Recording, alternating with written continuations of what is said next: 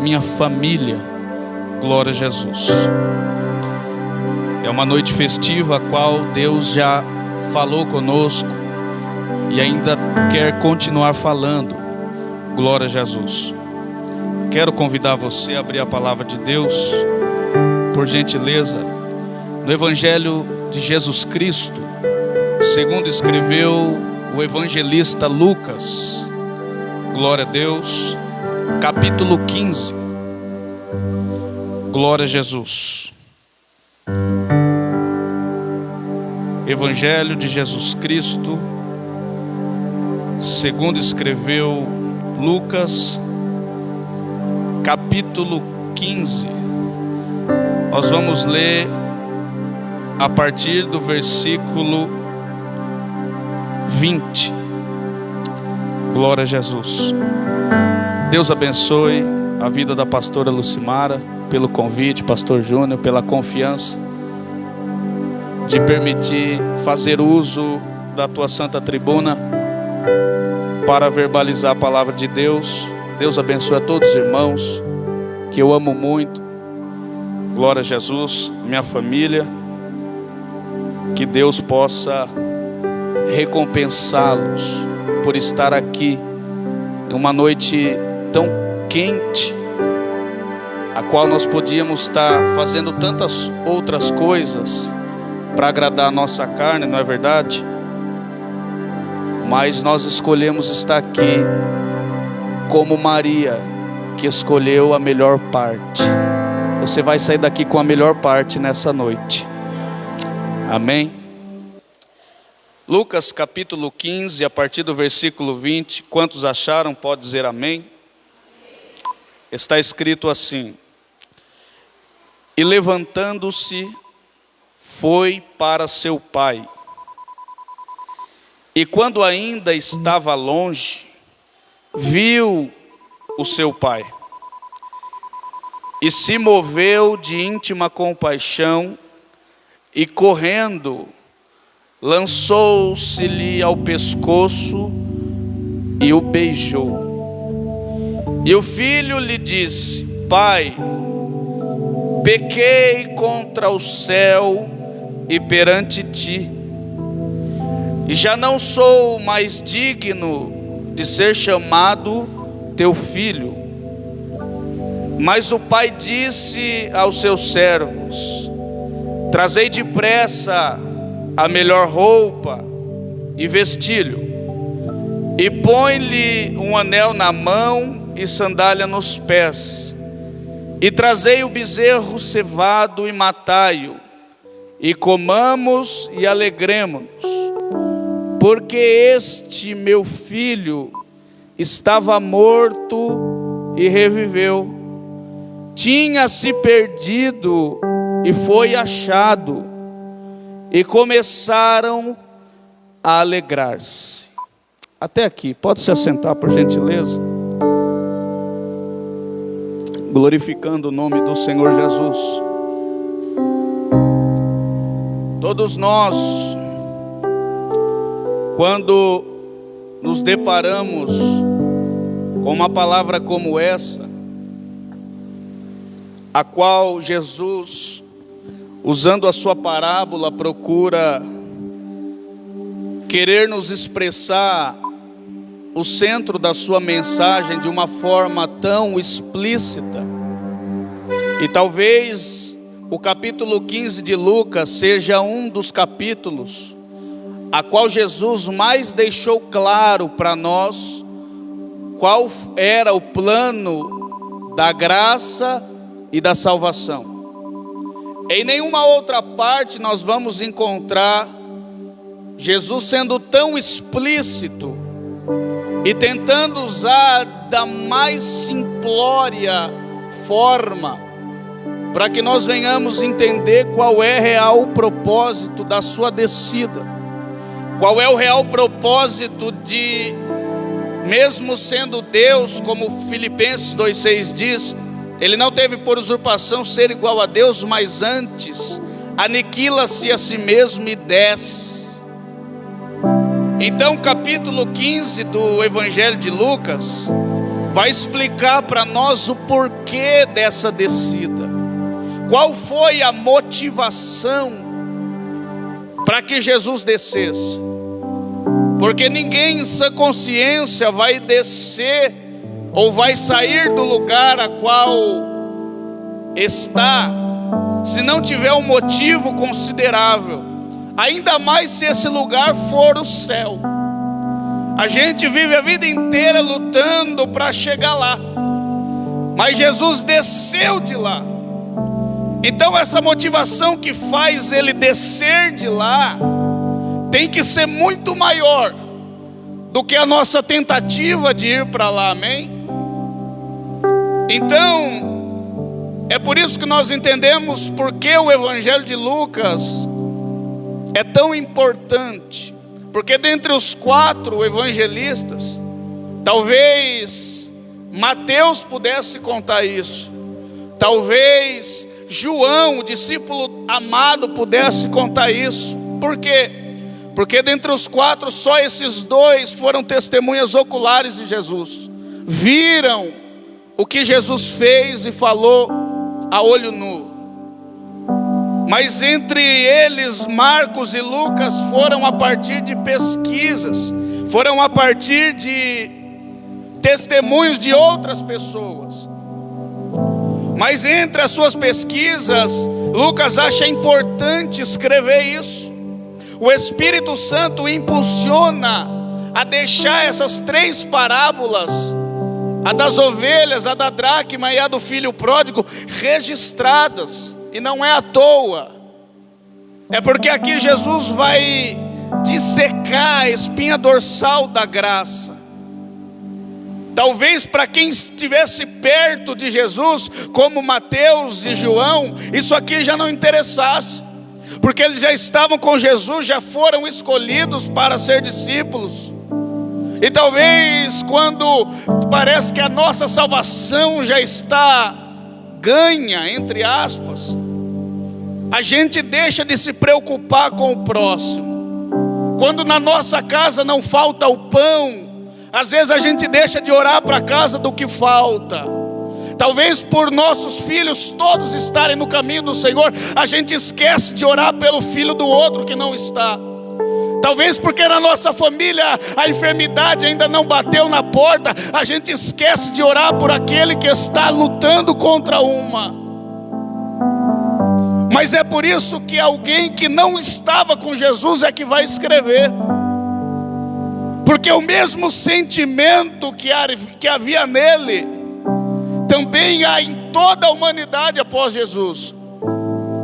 E ao longo desses 2020 anos pós Jesus, depois de Cristo, sempre essa palavra foi atual. Todos nós, independente de quem somos e o que exercemos na sociedade, se enquadramos nessas 3 parábolas. Há uma verdade intrínseca aqui que rege toda a caminhada do crente. Porque Jesus vai começar o seu discurso no meio de uma confraternização.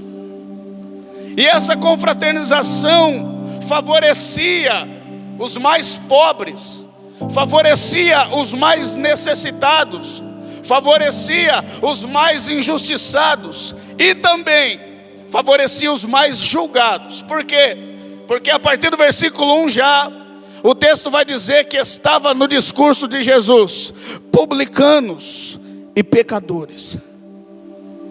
Então aquilo, enquanto era alegria para esses, era motivo de espanto para outros. Porque depois vai aparecer mais 2 classes de pessoas, escribas e fariseus, que ao invés de ver Jesus salvando o mais necessitado e se alegrar, começaram já a colocar no seu coração uma palavra negativa, dizendo como é que esse que se auto-intitula o protótipo redentor, o Filho de Deus, vai se assentar com pecadores. Como é que esse que se julga o santo, aquele que Amós profetizou que não muda, aquele que Isaías disse que seria o príncipe da paz, como é que esse vai assentar com pecadores? Só que agora Jesus vai revelar o porquê veio. Ele vai dizer que ele veio buscar e achar o que se havia perdido. Está aí o motivo da descida. Está aí o motivo que fez ele largar tudo para vir sofrer aqui. Por quê? Lá em Êxodo capítulo de número 3, quando Deus do alto sublime trono decide tirar Israel do jugo de Faraó, ele chama Moisés e diz: Moisés, 4 coisas chamam a atenção, porque ele diz: eu tenho visto a aflição do meu povo. Deus é um Deus que ainda vê tudo. Glória a Jesus. É por isso que Acã, quando eles vão sair da guerra e Josué diz: olha, não pega nada. Só que Acã, quando vai passando perto de uma tenda, ele vê ali algumas barras de ouro, ciclos de prata, algumas moedas de ouro. Ele olha para a direita, não tem ninguém vendo. Olha para a esquerda, não tem ninguém vendo. Josué estava longe, preocupado com outras coisas. E ele diz: agora eu vou pegar isso aqui e guardar. Mas ele é fulminado, porque Deus ainda está vendo. O salmista vai dizer: para onde fugirei da tua face? Se subir aos céus, tu ali estás. Se eu fizer minha cama lá no Sheol, no inferno, tu também vê. É por isso que às vezes as pessoas procuram as noites escuras, os lugares sombrios, para fazer as suas maiores atrocidades e pecados. Lá, porque lá o pastor não vê, o líder não vê, o pai não vê, a mãe não vê. Mas o Senhor nos reúne numa noite como essa para dizer: eu ainda conheço todas as coisas. O escritor aos Hebreus vai dizer que todas as coisas estão palpáveis aos olhos de Deus. Olha que interessante, a segunda coisa que ele vai dizer para Moisés: eu tenho ouvido o clamor do meu povo. Então ele é um Deus que vê, é um Deus que ouve.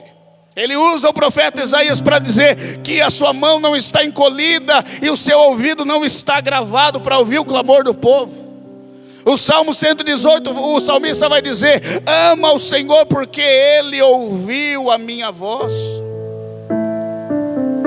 Quem não se lembra de Ezequias, quando Isaías vai lá e diz: arruma a tua casa porque você vai morrer. Só que antes dele sair do palácio, ele faz uma oração. Deus diz: volta lá, porque eu ouvi a oração dele. Você não serve a um Deus que não ouve nada. Até a tua lágrima Ele ouve.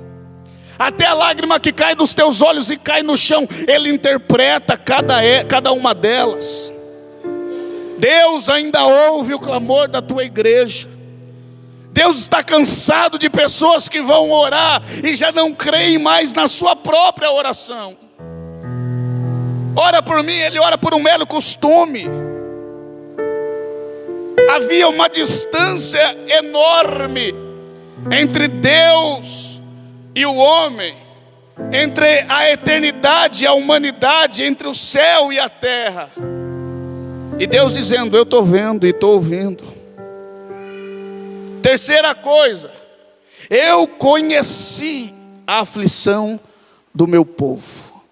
Porque para Deus agora não só ver e ouvir já não bastava, mas agora Ele quer conhecer a sua e a minha aflição. Ele quer sentir na pele tudo isso que nós posteriormente passaríamos. Deus ali está revelando algo que foi feito antes da fundação do mundo. Porque Paulo vai dizer que Cristo foi crucificado antes da fundação do mundo. Aqui é uma revelação que Deus deixa para dizendo: pode ir porque eu já passei por tudo. E a quarta coisa, depois de ver, de ouvir, de sentir, ele diz: por isso me levantei do trono. Oh, glória a Jesus. O Espírito Santo. O que isso quer dizer? Que para ele se levantar do trono, primeiro ele vai ver, depois ele vai ouvir, depois ele vai sentir.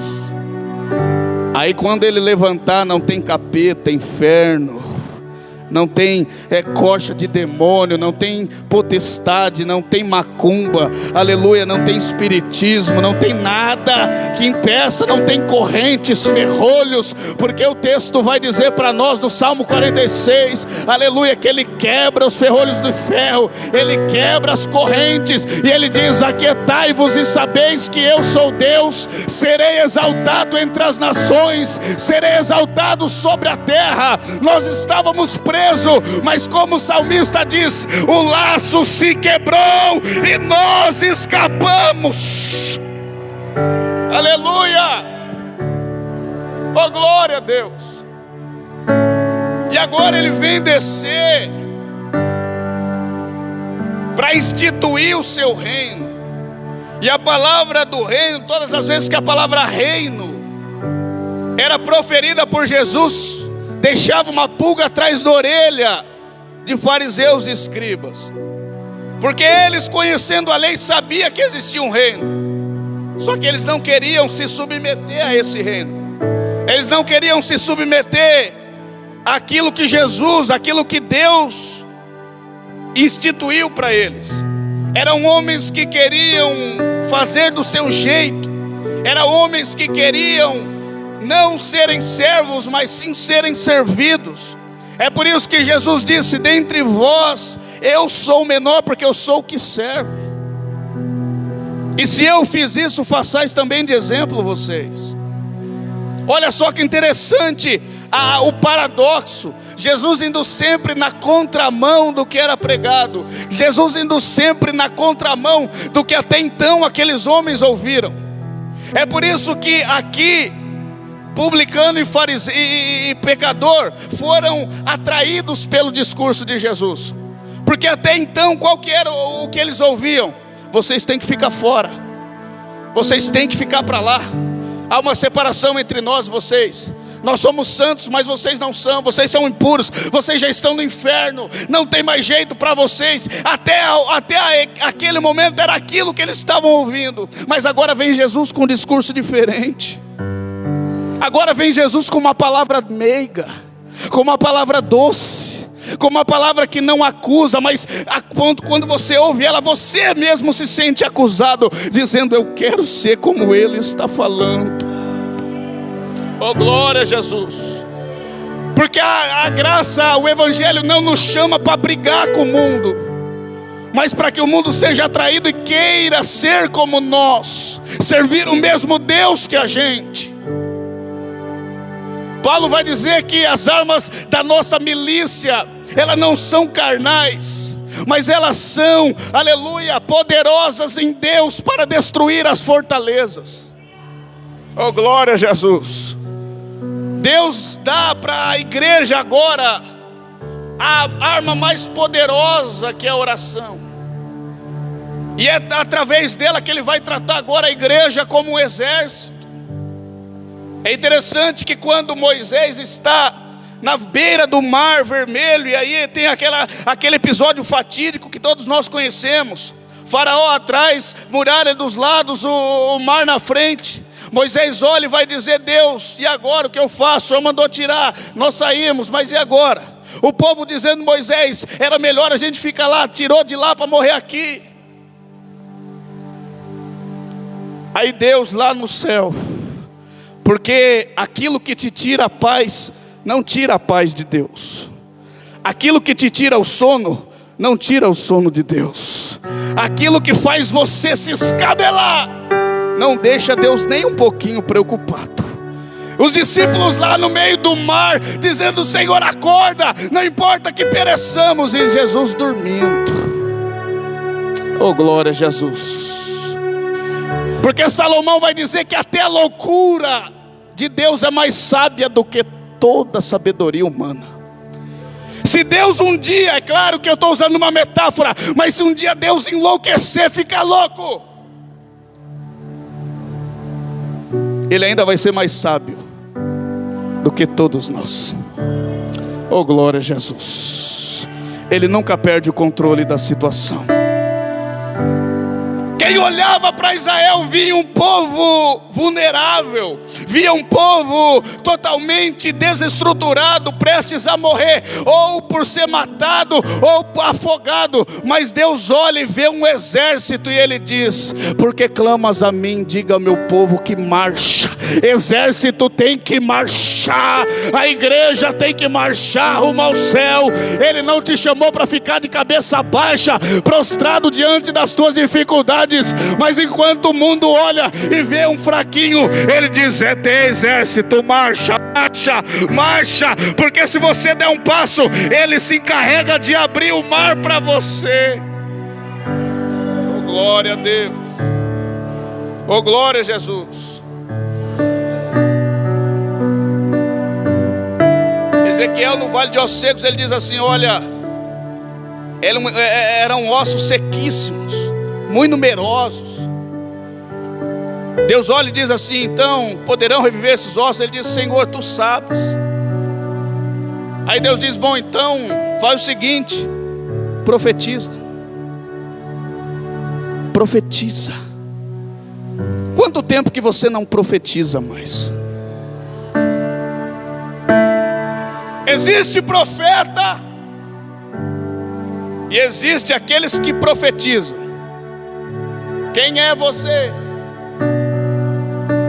A distância era que agora Deus estava tão distante do homem que precisava de o sumo sacerdote, para levar o povo a Deus, o povo ao céu, e um outro homem para levar o céu para o povo, Deus para o povo, que era o profeta.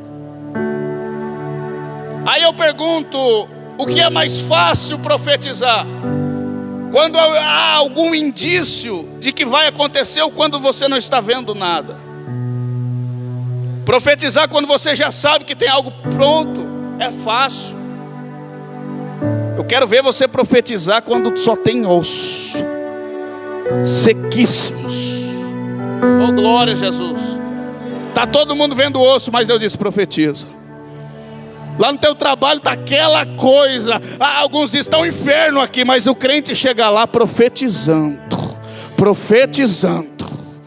Naquela casa só tem bagunça, vício, dissensão, contenda. Mas você vai entrar lá hoje profetizando em nome de Jesus. Profetiza, ó filho do homem. O texto diz: vem dos quatro ventos, ó Espírito de Deus, e assopra. Oh, glória. Onde é que ele vai assoprar? É no vale. É no vale. Onde é que você vai sentir? É no vale. Oh, glória. O problema é que a gente louva pedindo: Deus, eu te adoro no vale, eu te adoro na prova. E quando você está lá, a primeira oração é: Deus, me tira do vale, me tira da prova. Mas é lá que o vento deles vai chegar na tua vida. E o texto diz que quando aqueles ossos começam a juntar nervo com nervo, carne, o que é que forma? Um exército muito numeroso. Oh, glória a Jesus.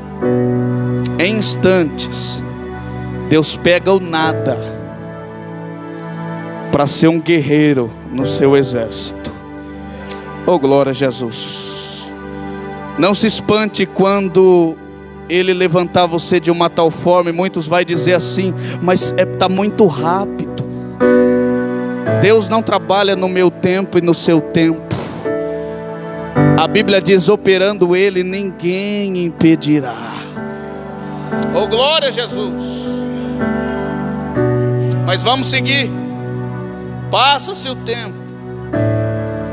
E agora Jesus vai cumprir parte, não todo, parte do processo da graça, do processo da salvação. É importante nós conhecermos as bases da Bíblia Sagrada no nosso tempo. Por quê?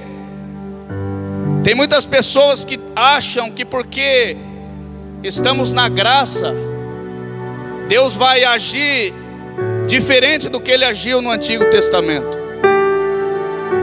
Só que quando nós deparamos lá em Atos, quando Ananias e Safira vão vender a propriedade e mentir para o sacerdote, dizendo: eu vendi por tanto.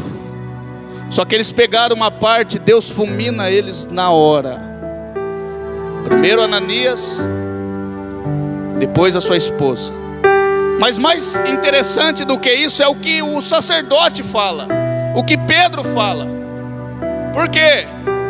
Lá atrás, quando Jesus olha para Pedro e diz: Satanás quer se andar contigo, Pedro acha que nunca ia acontecer com ele. Mas quando Pedro ele vai querer impedir o que Jesus veio fazer, Jesus diz: para trás, Satanás. Só que agora é Pedro quem vai dizer para Ananias: por que você deixou Satanás encher o teu coração? Oh, glória a Jesus. O diabo não escolhe a vítima, ele só procura uma brecha para entrar. Oh, glória a Deus. Não pense que ele vai escolher o mais forte ou o mais fraco. Para ele todo mundo é igual. Ele vai só procurar uma brecha. Só que agora Jesus vai, vem de uma família, faz o seu milagre numa instituição de família, num casamento, o seu primeiro milagre, querendo ensinar algumas coisas, alguns princípios. Porque fariseu, escriba, era a favor de trair a esposa. Fariseu, escriba, ensinava que tinha que ungir os pratos, os talheres, os copos, santificava coisas. É por isso que João Batista diz: ei, não preciso santificar o copo que vocês bebem, santifica a boca que bebe no copo. Não precisa santificar o prato que pega, santifica a mão que pega no prato. Oh, glória a Deus. Jesus não veio salvar coisas. Tem gente que acha: não, porque a minha igreja vai, o meu templo para com isso, o templo fica. Jesus diz: não vai ficar pedra sobre pedra. Ele quer salvar você, santificar você, curar você.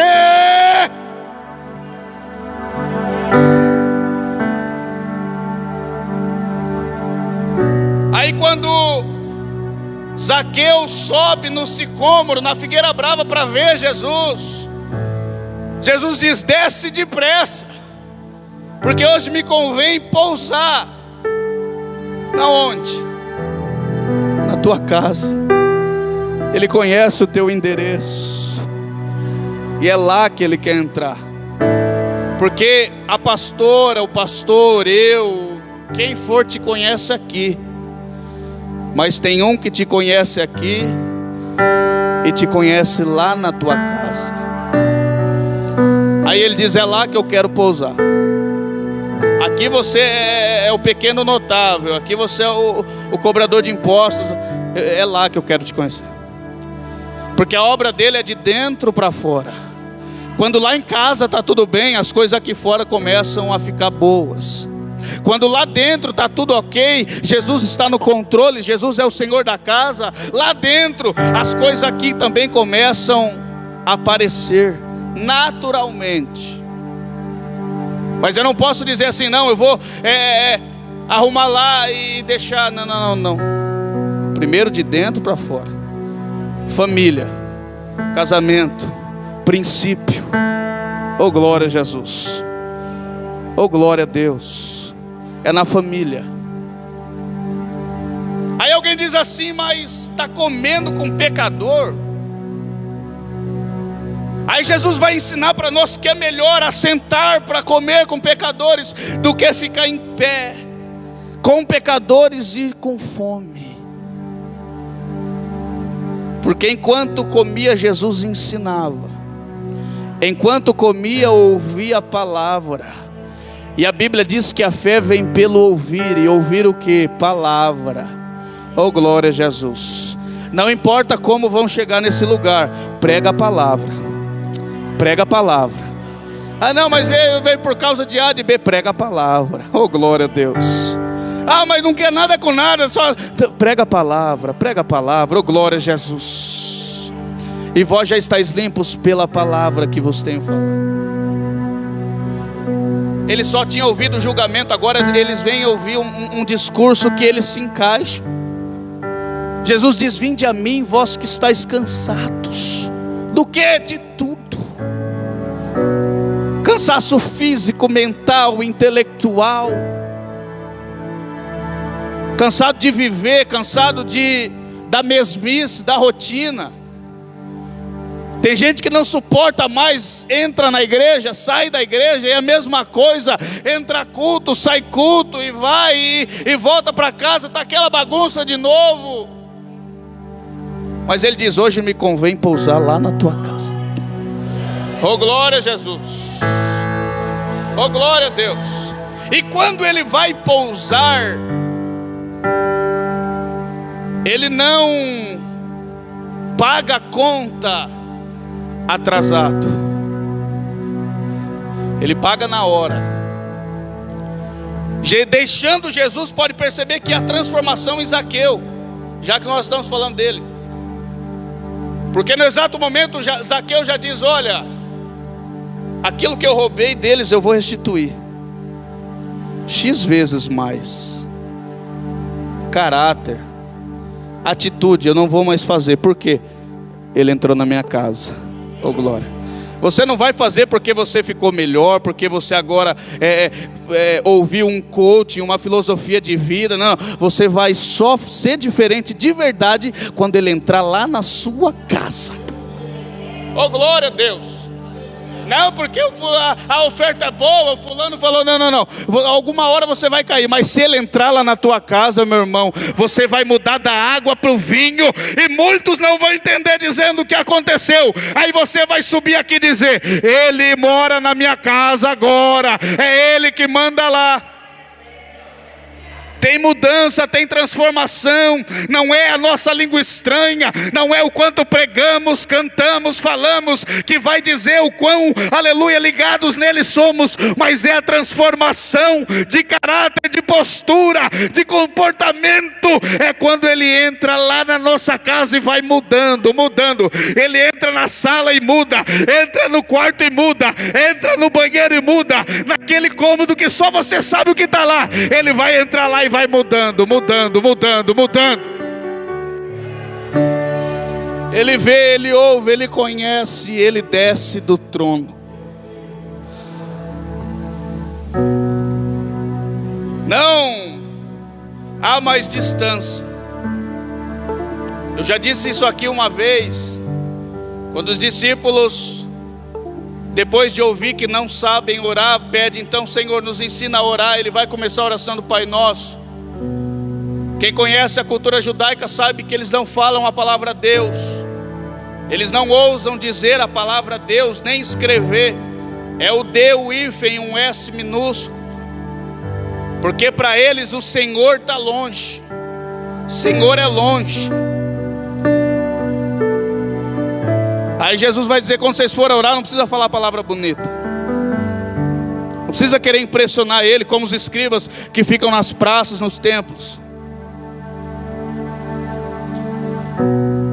Chama ele de Pai.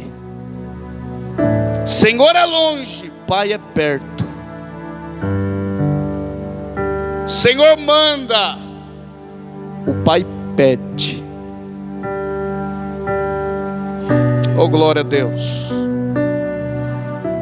O Senhor ordena que seja feito, o Pai ensina a fazer também. Oh, glória a Deus. E perceba que a distância vai diminuindo. Eles começam como servos.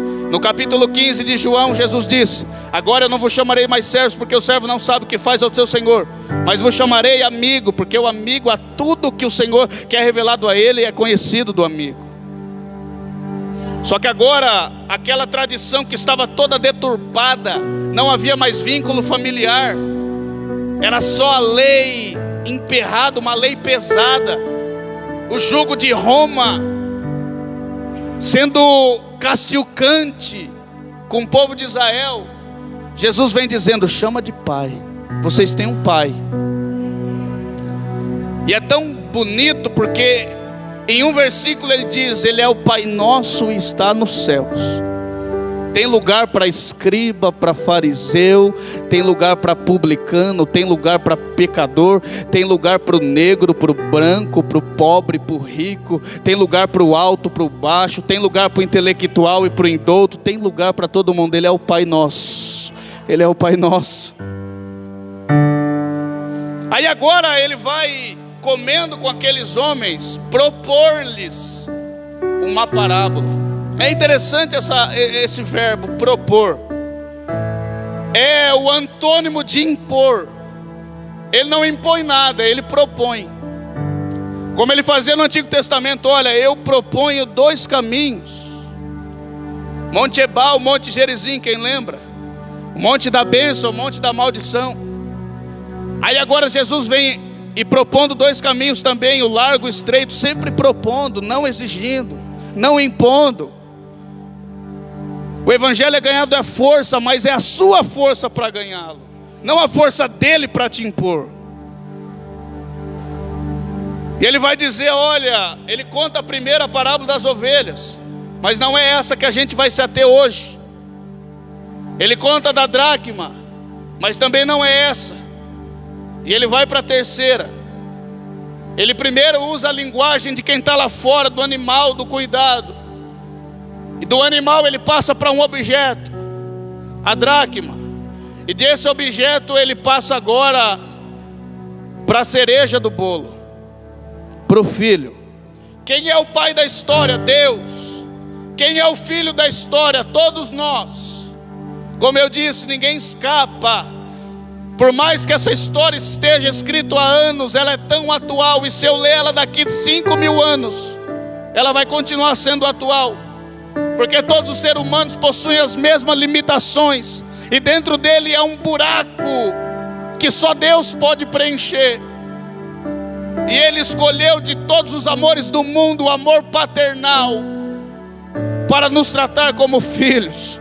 Coisas que anjo não são, arcanjo não é, 24 anciãos não são, os 4 seres viventes, leão, boi, a águia e o homem não são, serafim não é, querubim não é, mas eu e você pode ser filho de Deus.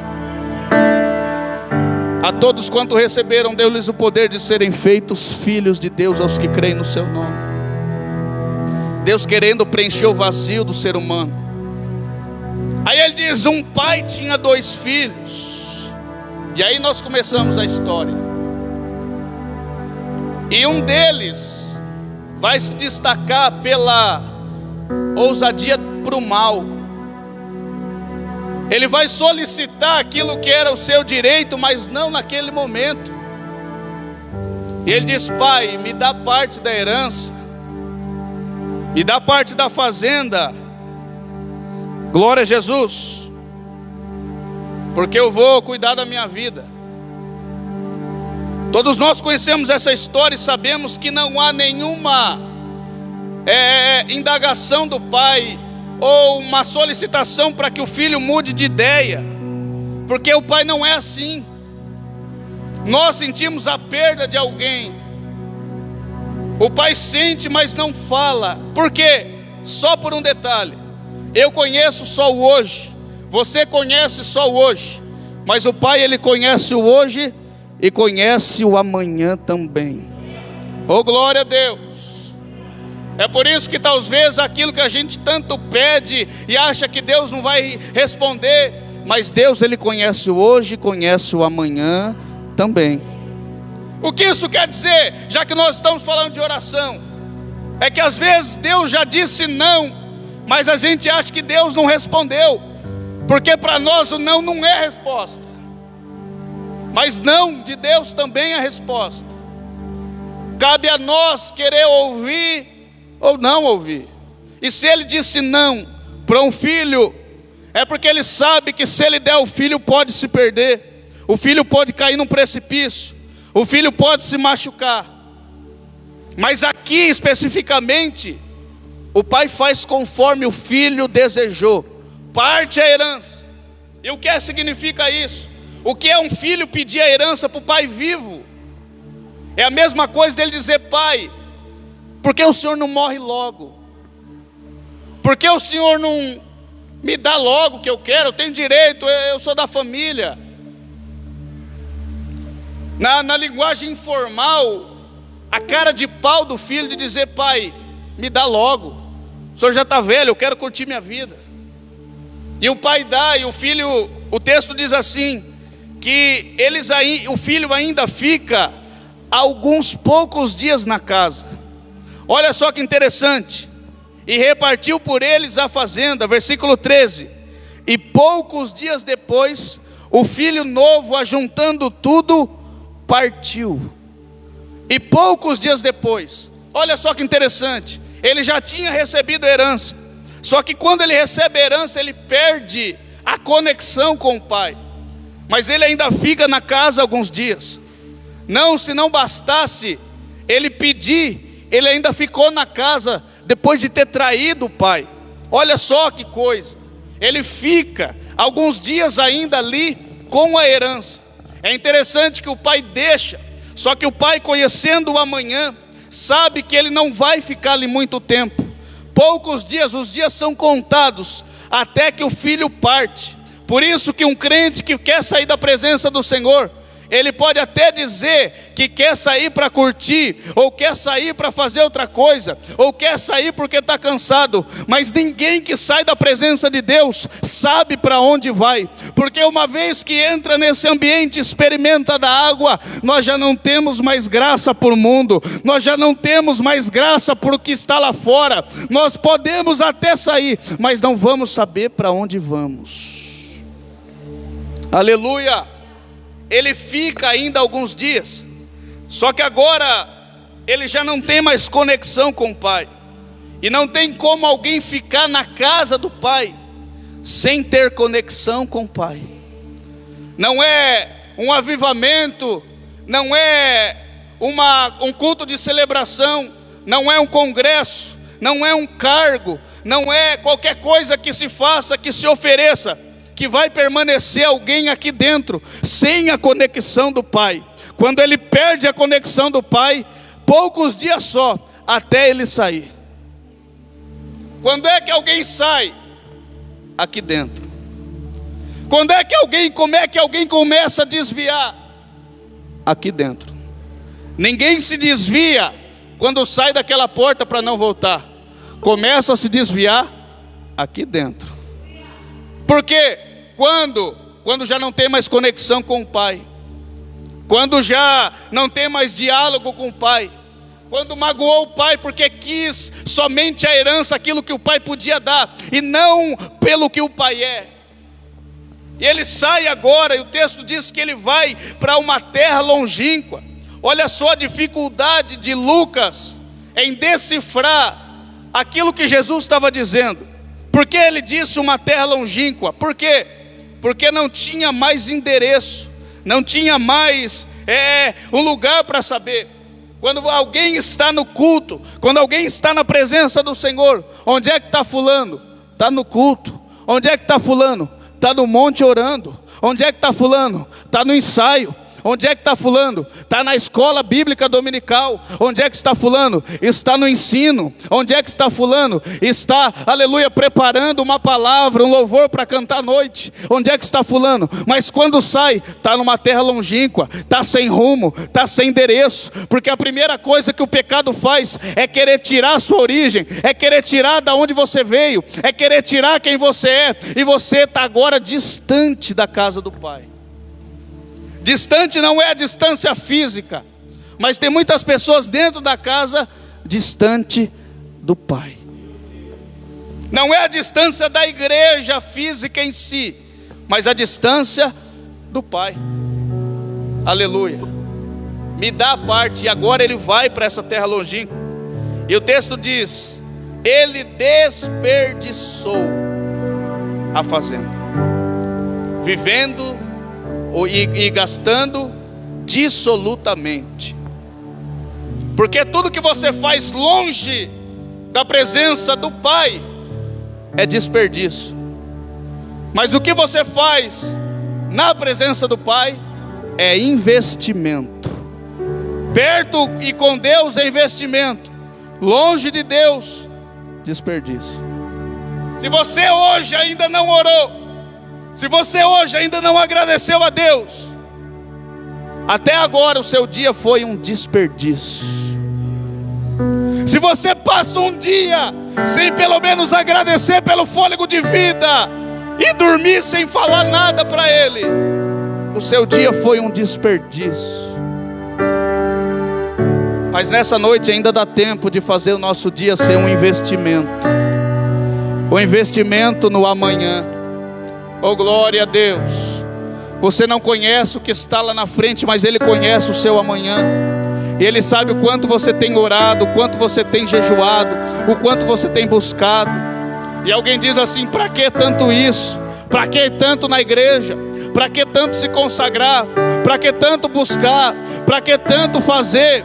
Olha, ninguém está vendo, ninguém está te olhando, ninguém vai te recompensar.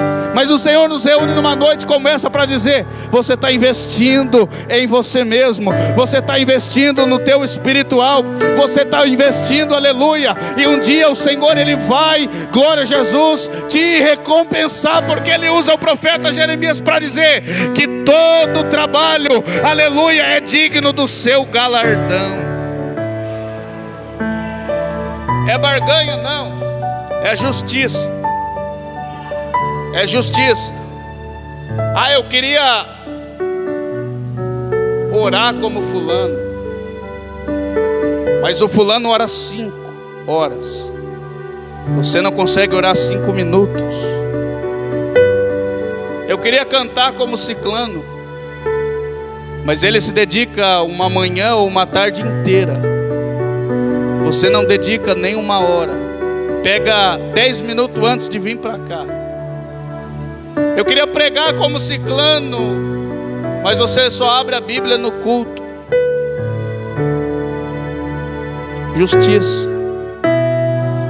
Porque Deus vai usar Paulo e não Pedro para ser os apóstolos dos gentios? Havia uma diferença no preparo dos dois.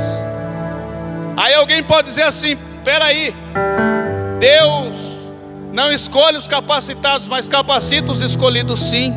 Mas quem é escolhido se esforça. Quem é escolhido lê a Bíblia. Quem é escolhido ensaia. Quem é escolhido jejua. Quem é escolhido busca. Quem é escolhido sabe que não pode, mas vai pedir para quem pode. Quem é escolhido sabe que não tem, mas vai pedir para quem tem. Quem é escolhido sabe que não vai dar por ele, mas ele sabe quem pode levar ele lá, que é o Todo-Poderoso. Glória a Jesus. E agora tudo que ele recebe do Pai de material é desperdiçado. Glória a Jesus. Porque fruto de uma vida vivida dissolutamente, sem regras. O crente tem regras, o cristão tem padrões. Você não vai querer que Deus supra as suas necessidades se você ganha 1.000 e gasta 2. Se você cumpre uma coisa sabendo que não vai poder estar lá, que você trata uma coisa sabendo que você não vai conseguir cumprir. Regras, padrões. É claro que aqui o glória a Deus vai diminuir, mas é necessário que o Senhor fale conosco. Vivendo dissolutamente, está longe do Pai. O filho, quando está perto, o pai diz: não vai lá, não faz isso, vai dar errado. O pai sabe, o pai já viveu, o pai já passou por aí, não vai. Só que sem o pai ele faz o que ele quer, como bem entende, e ele perde. Só que o texto é tão interessante, queridos, que o texto vai dizer que caindo em si, ele teve fome. E a fome é fome. Fome é vontade de comer. E quando dá fome, a primeira coisa é a gente lembrar onde a gente comia bem. E dizendo: olha, eu peguei herança, peguei tudo que eu podia, mas nunca consegui comer bem quanto eu comia lá na casa do meu pai. É isso que o mundo não entende. Como é que alguém, servo de Deus, com tão pouco, consegue ir trabalhar sorrindo, voltar sorrindo, andar sorrindo, tendo quase menos que um terço do que ele tem? É porque o que você tem não está avaliado monetariamente, ou como a sociedade molda nos seus padrões, mas o que você tem, você recebe no joelho. O que você tem, você recebe na oração. O que você tem é como João e Pedro lá na frente da porta formosa com coxo: olha, nós não temos nada, não temos ouro, não tenho prata, mas eu tenho uma coisa, eu acho que vai te ajudar. Levanta e anda. Eu tenho unção. Aquele filho vai lembrar, e o texto é enfático, vai dizer assim, que ele começa a lembrar e diz assim, caindo em si, ele lembra que os trabalhadores do pai têm pão em abundância. Por que a casa do pai é importante? Porque tem proteção, tem a presença do pai e tem pão. Quando Israel estava com fome, Deus mandou pão do céu. No Novo Testamento, Jesus agora vai dizer: eu sou o pão da vida. Na última ceia, ele vai dizer para os discípulos, e tomando o pão, diz: este é o meu corpo, que é partido por vocês.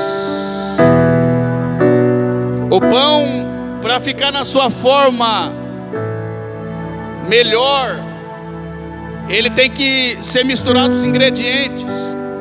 É batido, socado, colocado no moinho, depois ele é deixado lá no anonimato por um tempo, depois pegam aquela massa, bate de novo, só para você ter um pãozinho gostoso na sua mesa para comer. Aí Jesus disse: esse pão sou eu, que foi moído, batido, isolado. Escolheu 12, mas só confiava em 3 para orar. E quando ele precisou dos 3, nenhum pôde vir lá com ele, só 1 hora. Mas ele diz: todavia esse é meu corpo, que é partido por vocês. Fazer isso em memória de mim. Oh, glória a Jesus. É o meu corpo que é partido por vocês. Partido. Isaías capítulo 53, Deus diz assim, o texto vai dizer: e agradou ao Senhor moê-lo, só para que eu e você tivesse vida, só para que eu e você pudesse usufruir do pão da vida. E quem come o pão, quando ele sai, ele sente fome. É por isso que aqui é o lugar do pão. Se você sempre oferecer pão, mesmo que ele saia, ele vai dizer: eu vou voltar, porque lá tem pão, lá tem pão, lá tem a presença. Oh, glória a Deus. Jesus não parte o pão só para os filhos que estão lá. O texto diz: até os trabalhadores do meu pai têm pão. Tem pão para todos, queridos. Caindo em si, ele vai dizendo, levantando-se, foi para o seu pai. E quando ainda estava longe, já estou encerrando, quando ainda estava longe, o texto diz: viu-o o seu pai. Talvez a barba já tinha crescido, o cabelo crescido, a roupa já não era a mesma, porque o semblante de quem sai e fica tempos fora é totalmente diferente de quando volta. E ele vem com o discurso ensaiado, dizendo: quando eu chegar lá eu vou dizer: Pai, pequei contra o céu e perante ti, já não sou digno de ser chamado teu filho, me faça como um dos seus empregados. E ele vai ensaiando, ele dá um passo dizendo: Pai, pequei contra o céu e perante ti, já não sou digno de ser chamado um dos teus filhos, me faça como um dos seus empregados. Ele dá mais um passo, diz: Pai, pequei contra o céu e perante ti, já não sou digno de ser chamado teu filho, me faça como um dos seus empregados. E ele vai ensaiando, preocupado no que vai falar, preocupado em como vai se justificar, preocupado em como vai se apresentar, porque essa é a preocupação de quem saiu um dia da casa do Pai. Ele não sabe como vai ser recebido, ele não sabe se vão julgar, ele não sabe o que vão falar dele, ele não sabe como vai ser a recepção, ele não sabe se alguém vai olhar e vai dizer: por que você saiu? Eu não disse para você sair, olha só como você está agora, olha só como você está, vamos ver se vai ter uma chance. Esse era o sentimento do filho pródigo. E o pai? Pai é pai, pai é pai. Ele diz: pode uma mãe esquecer do filho que ama, que amamenta, todavia eu não me esquecerei de vocês. Tenho o vosso nome gravado na palma das minhas mãos. O filho preocupado em se justificar. Aí o texto diz: e quando o pai viu de longe, reconheceu: opa, é meu filho. Aleluia, oh glória. Está sujo, mas é meu filho. Perdeu tudo, mas é meu filho. Oh glória. Está machucado, mas é meu filho. Não é mais o mesmo, mas é meu filho. Quem olhava e dizia assim: não é seu filho, não, está diferente, olha, está magro. Não, é meu filho sim. De longe o pai reconheceu. Você pode estar longe, mas ele continua sendo teu pai. É por isso que Jonas, lá na barriga do peixe, ele vai orar das entranhas, e ele vai dizer: e ele me ouviu. Ele me ouviu. Quem muda somos nós. Quem fica diferente somos nós.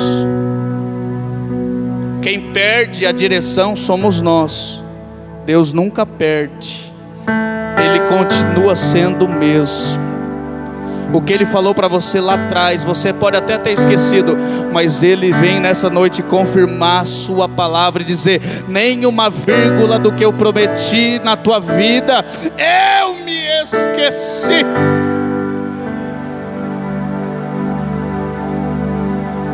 Mas o pai disse aos seus servos: traz depressa a melhor roupa e revesti-lo, porque a roupa, além de ser um acessório que trazia uma conotação de quem era a pessoa, ela significava como uma identificação. É por isso que na parábola da ceia, quando o Senhor ele entra, ele vê alguém que não estava com as vestes reais, ele diz: lança fora, porque você não está com a veste de louvor, com a veste de festa, com a veste real. Aqui é a mesma coisa, ele estava com uma veste de derrotado, mas o pai diz: traz a veste de filho para ele.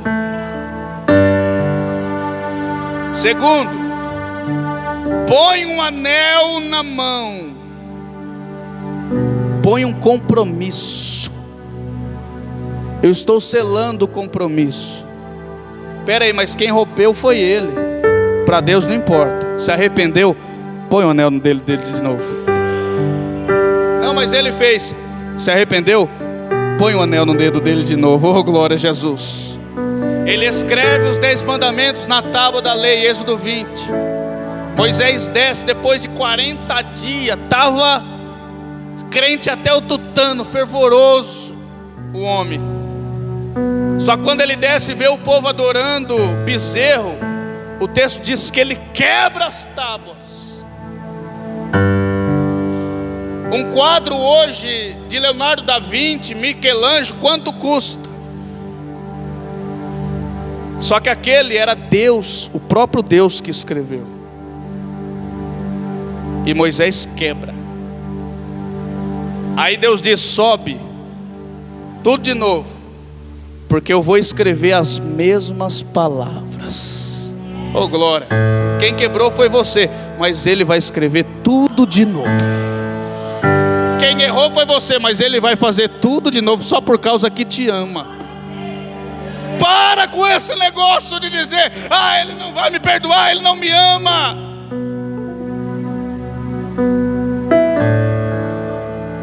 Ele morreu na cruz pela tua vida.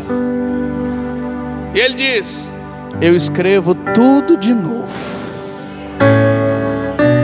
Oh glória a Deus.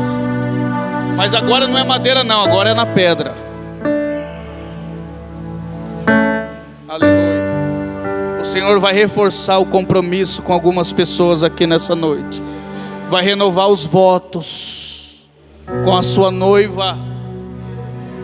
E agora Ele diz: e sandália nos pés. Agora os seus pés que andaram em outro lugar, eu não quero saber. Eu não quero saber onde você foi, eu não quero saber o que aconteceu lá. Se arrependeu? Sandália nova nos pés. Oh glória a Jesus. Deus não computa débito. Eu estou em débito com Deus, Ele não computa débito. Ele esquece, Ele pagou já a sua dívida. Só que agora, para encerrar, um problema o pai resolve aqui. Só que dentro da casa tem outro problema. Qual? O outro filho. Versículo 28. Mas o filho mais velho se indignou e não queria entrar. E respondendo o pai disse: eis que eu te sirvo há tantos anos, sem nunca transgredir o teu mandamento, e nunca me deste um cabrito para alegrar com meus amigos. Oh glória a Jesus. Era para se alegrar porque o irmão voltou, mas ele ficou com inveja. Queria fazer o que o irmão fez. Não fez o que o irmão fez, mas julgou o irmão que fez. É aqueles que ele quer fazer, mas ele espera o outro fazer para ficar na boa. Só que o pai não escolhe o filho que vai amar. Ele ama todos iguais. Qual a diferença?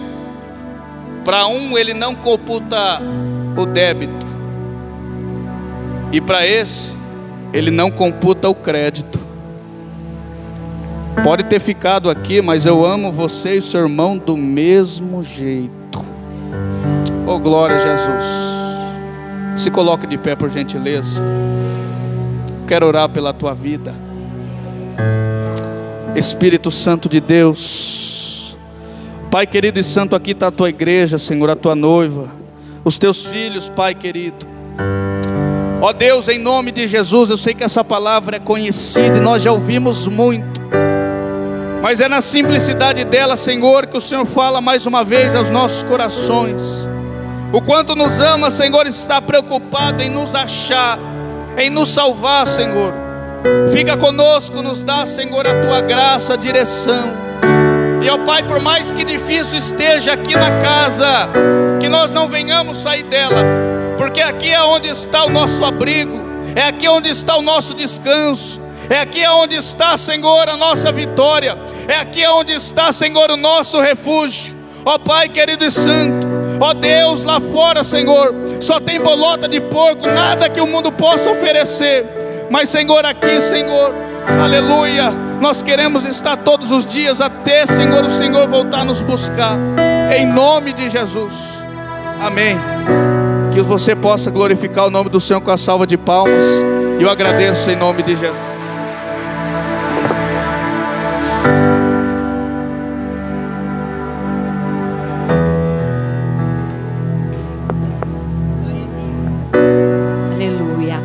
Glória a Deus. Deus abençoe irmão Felipe por essa palavra tão tremenda, onde o Senhor falou aos nossos corações. Deus ali, Ele se coloca naquela figura do pai que fica à espera daquele filho que partiu. E a Bíblia vai dizer assim: olhando de longe, avistou o filho que vinha no caminho. Deus já estava esperando, o pai já estava esperando aquele filho voltar. Deus sabe todas as coisas, Deus te conhece. Deus sabe como você chegou aqui e começar o teu coração. E Deus, Ele não te imputa as coisas, não lança na tua face o que você fez. Mas Ele diz simplesmente: vem, porque eu quero fazer algo novo na tua vida. E eu quero perguntar se nessa noite tem alguém que está afastado, ou alguém que nunca aceitou Jesus como Salvador. Você nunca declarou Jesus como teu Salvador, ou porventura você se afastou, e nessa noite, através dessa palavra, você quer reconciliar. E se você quer reconciliar com o Senhor, você quer aceitá-lo como seu Salvador, ou se você quer fazer um concerto com Deus, vem aqui na frente. Nós vamos estar orando pela tua vida. Tem alguém assim que se afastou, ou que ainda não declarou Jesus como teu Salvador? Declarar Jesus não é mudar de igreja. Declarar Jesus é aceitá-lo, Ele como seu Salvador. É você confessar com a sua boca: eu aceito Jesus como meu Salvador. A palavra de Deus diz assim: todo aquele que crê e confessar com a sua boca diante dos homens, terá o seu nome escrito no livro da vida. Todo aquele que crê e for batizado será salvo. Batismo é um mandamento, é uma ordem de Deus. Tem alguém assim no nosso meio que quer fazer um concerto com Deus nessa noite? Nós vamos louvar enquanto nós louvamos. Se você sentir, vem aqui na frente, nós vamos estar orando por você. Amém? Glória a Deus. Não se intimide. Venha, em nome de Jesus.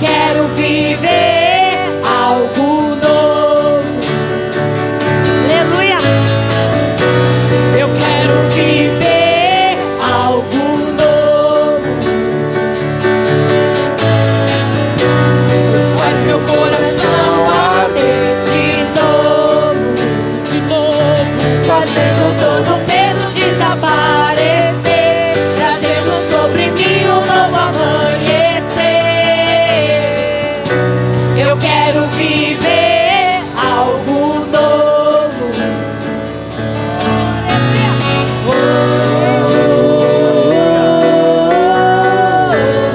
Aleluia. Começa a pedir ao Espírito Santo que faça algo novo. Aleluia.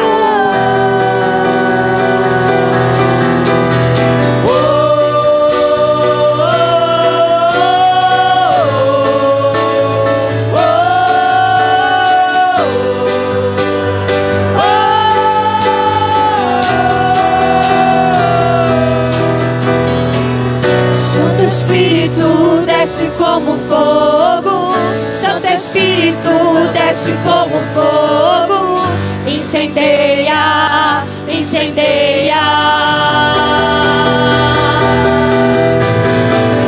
Santo Espírito desce como fogo, Santo Espírito desce como fogo, incendeia, incendeia. Santo Espírito desce como fogo, Santo Espírito desce como fogo, incendeia, incendeia. Incendeia, incendeia, incendeia, incendeia, incendeia.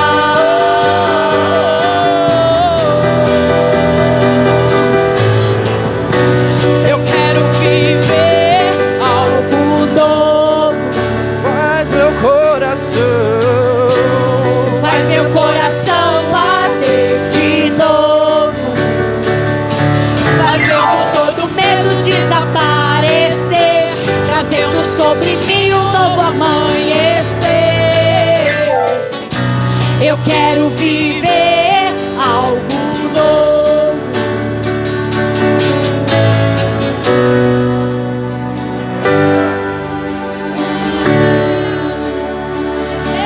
Espírito Santo,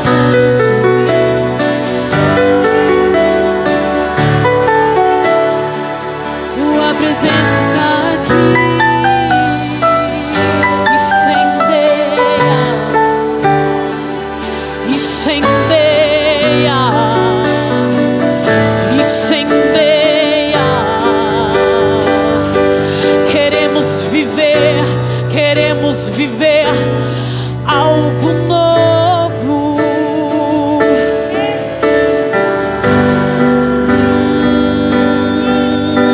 Espírito, eu quero viver algo novo. Quantos aqui desejam viver algo novo? E faz meu coração arder de novo. Faz teu coração queimar, fazendo todo medo desaparecer, toda angústia, toda depressão sobre mim um novo amanhecer. Queremos algo novo diante da tua presença. Quero Pai. viver algo novo. Glória a Deus. Oh, aleluia. Glória a Deus. Coloca a mão no teu coração. Senhor, que essa palavra venha fazer morada em cada coração. Pai, nós queremos te agradecer, te louvar por esta palavra, Senhor. Esta palavra de renovo, esta palavra de reconciliação. Aonde houver, Pai, uma aliança quebrada espiritual, que o Senhor venha nesta noite, Senhor. Ah, Deus, dar uma aliança nova, aliança da graça, aliança da salvação, aliança que nos cura, nos liberta. Aonde houver um espírito maligno operando, que ele salte para fora em nome de Jesus. Uma maldição na família, no lar, nós repreendemos agora no casamento, no ministério. Senhor, nós oramos agora, declaramos cura. Onde tiver uma vida aprisionada pelo pecado, nós dizemos: caia por terra todo laço, toda corrente maligna seja quebrada na autoridade do sangue de Jesus. Toda timidez, todo espírito de medo, eu te repreendo agora. Sai em nome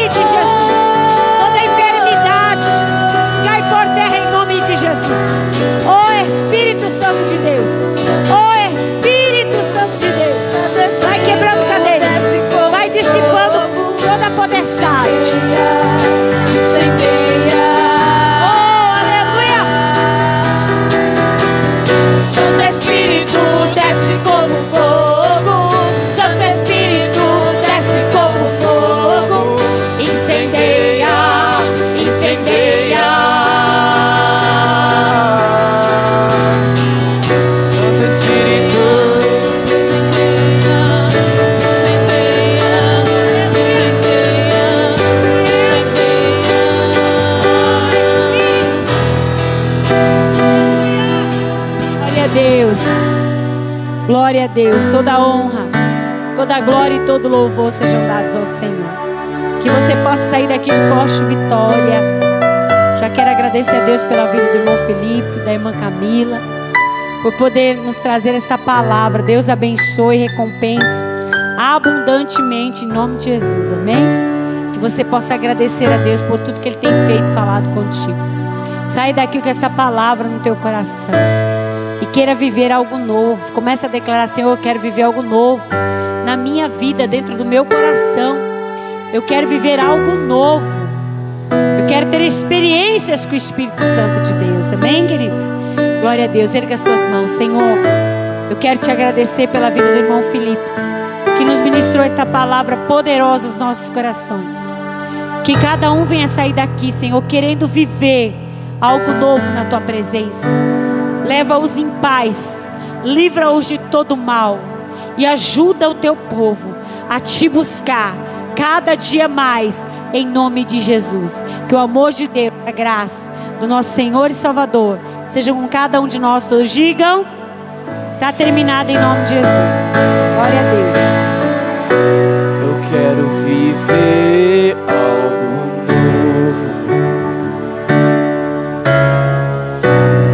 Faz meu coração arder de novo.